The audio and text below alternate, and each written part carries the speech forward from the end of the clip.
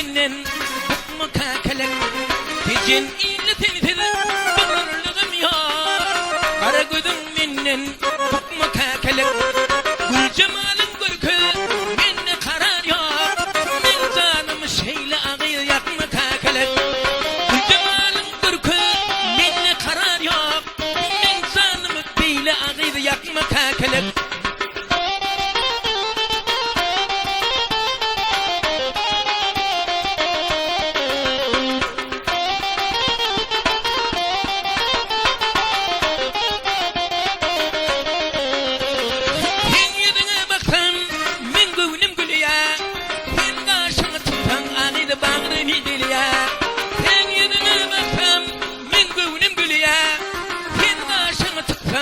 Bağrım idilya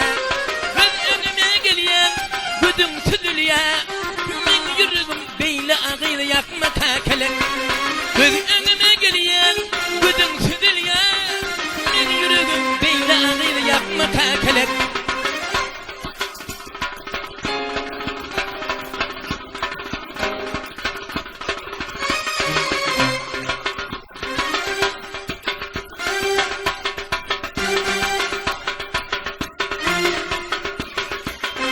Kaşlarını gidip ağrım edilyen Kirpiklerim okturur canım alayan Kaşlarını gidip ağrım edilyen Kirpiklerim okturur canım alayan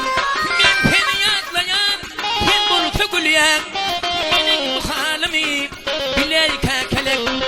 Ben seni yatlayan sen bulsa gülyen Benim bu halimi biley kakalak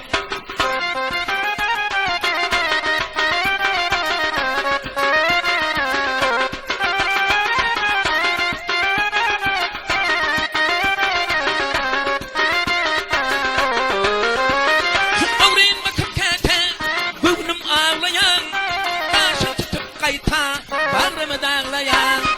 Amin bakıp kete Gönlüm ağlayan Başım tutup kayta Bağrımı dağlayan